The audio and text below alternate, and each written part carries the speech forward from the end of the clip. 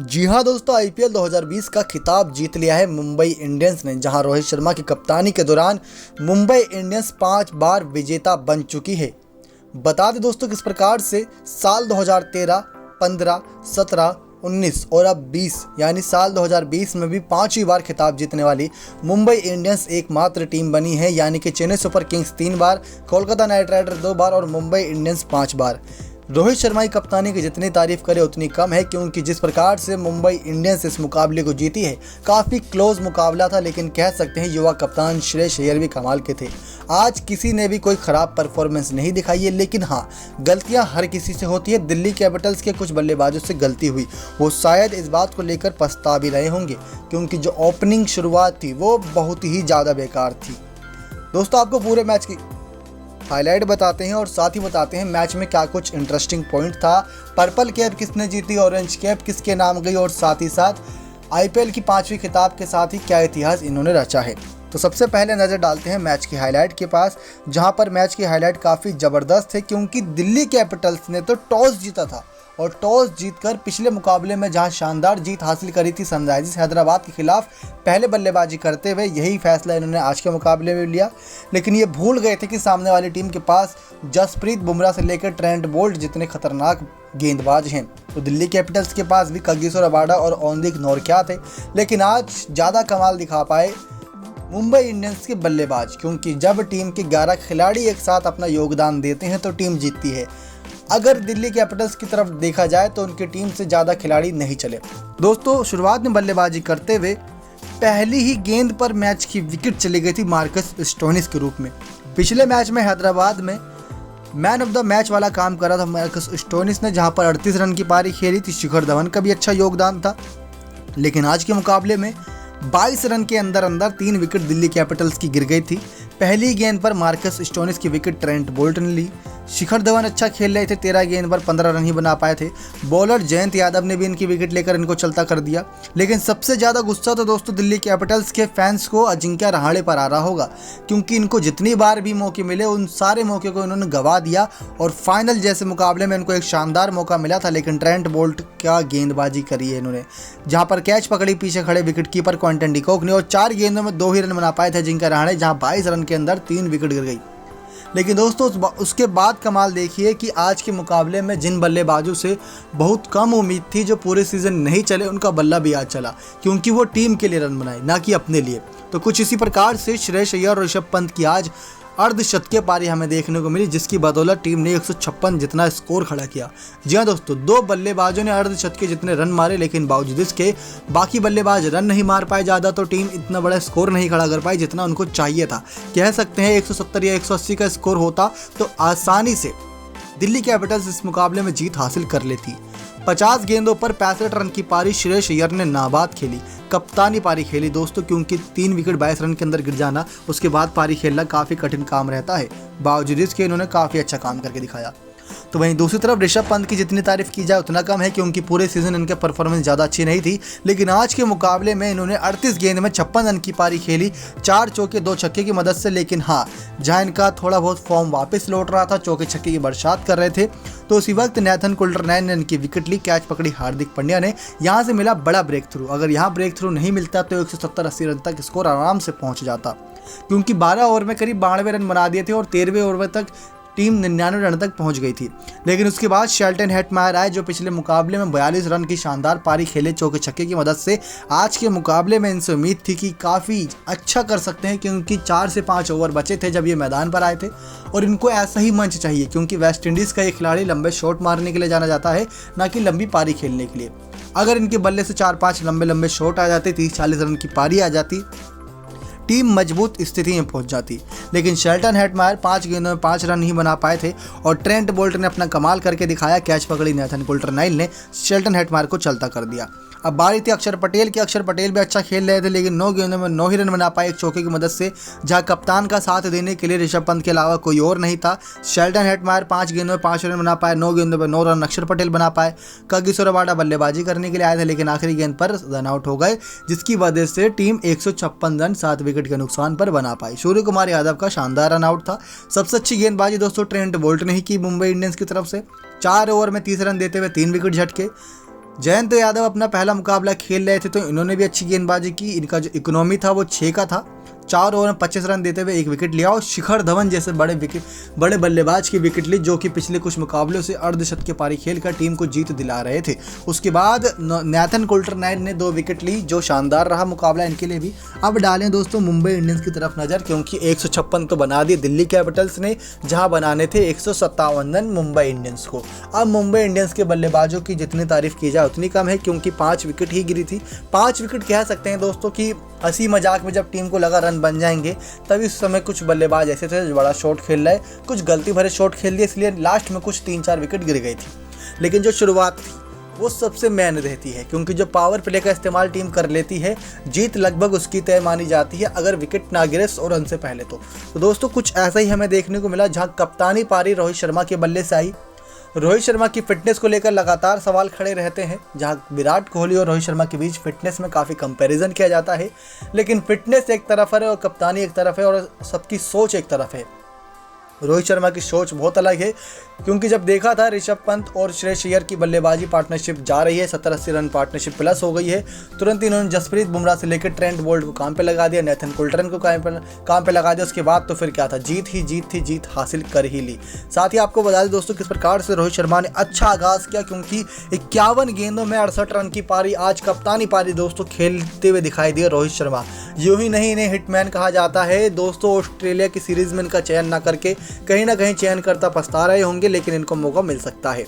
Quinton de Kock ने भी अच्छी शुरुआत की थी, क्योंकि 12 गेंदों में ही 20 रन की पारी खेली थी, 3 चौके 1 छक्के की मदद से। लेकिन कह सकते हैं कि 6 ओवर में 61 रन 1 विकेट के नुकसान पर आए थे और पहला विकेट क्विंटन डिकॉक का ही गिरा था, जहां पर मार्कस स्टोइनिस ने बड़ा ब्रेक थ्रू दिलाया था, क्योंकि 50 रन की पार्टनरशिप से अधिक बन चुकी थी क्विंटन और रोहित शर्मा की, तो वो ब्रेक थ्रू तोड़ा था मार्कस स्टोइनिस ने। लेकिन उसका फ़ायदा श्रेयस अय्यर नहीं उठा पाए, क्योंकि उन्होंने ऑनदिक नोरकिया का 1 ही ओवर करवाया था, उसके बाद 3 ओवर आखिरी के लिए बचा के रख लिए। कगिसो रबाडा का 2 ओवर शुरुआत में करवाया था, उसके बाद 2 ओवर आखिरी ओवर के लिए बचा के रख लिए।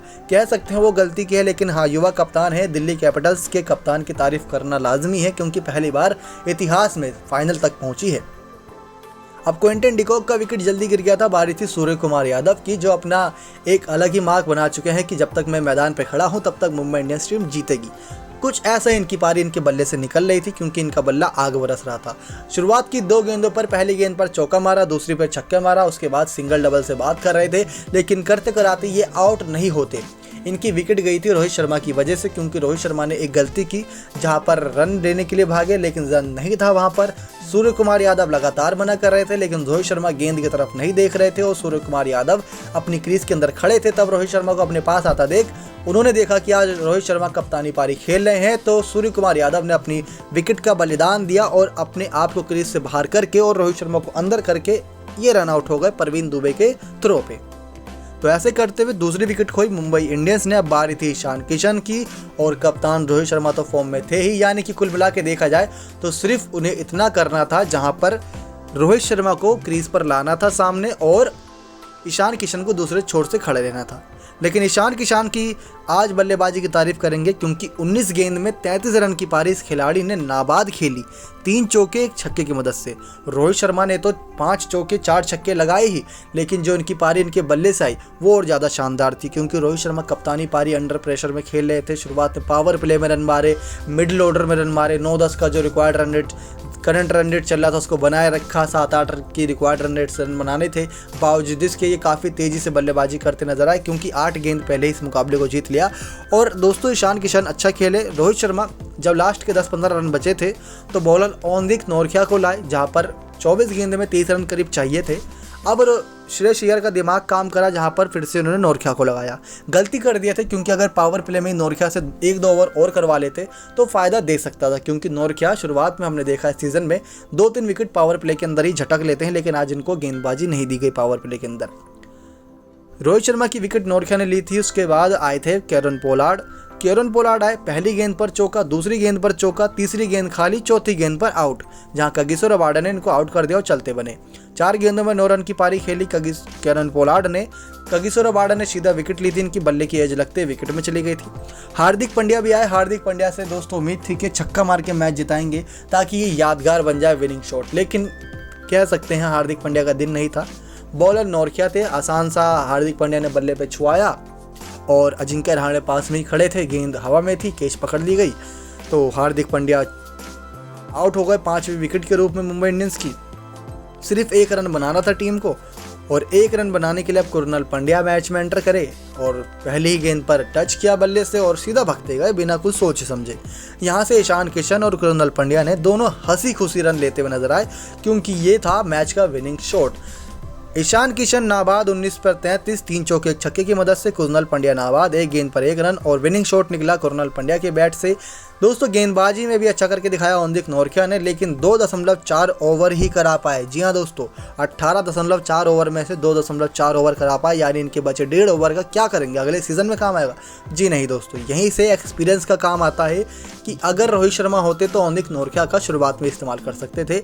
उसके बाद रविचंद्रन अश्विन ने अच्छी गेंदबाजी की लेकिन विकेट नहीं मिला। कागिसो रबाडा ने अच्छी गेंदबाजी की लेकिन इनको मार भी पड़ रही थी।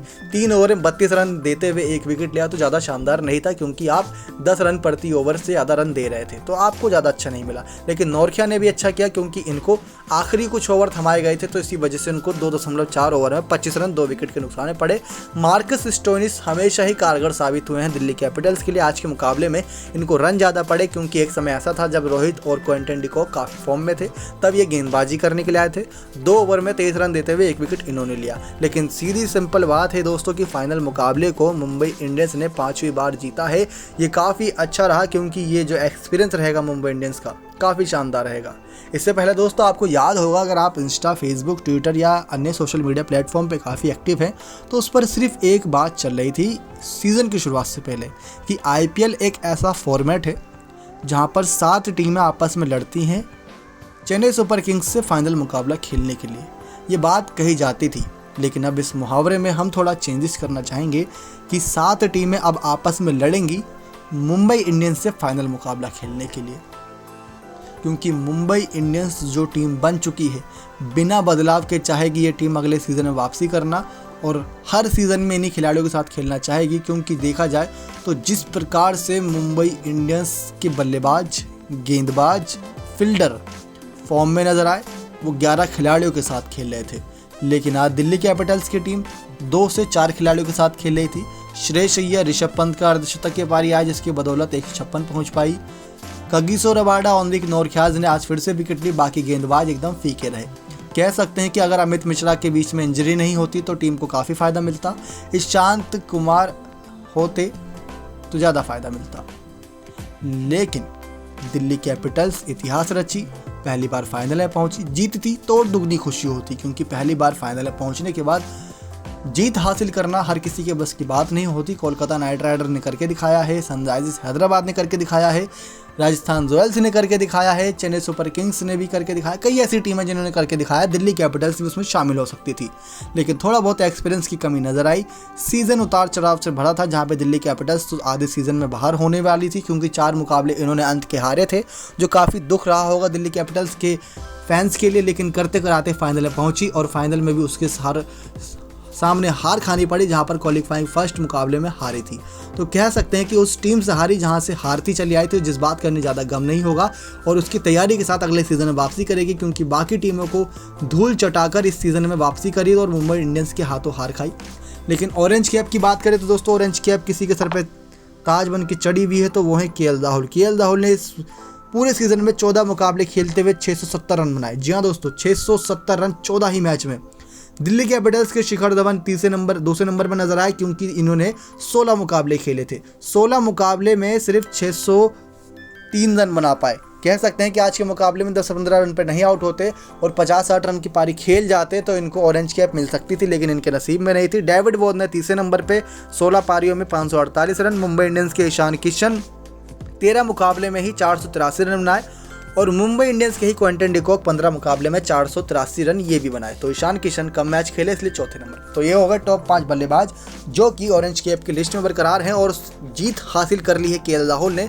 उनके सर पर शोभा देगी और ये कहलाया जाएगा कि इन्होंने ऑरेंज कैप जीती थी IPL 2020 की।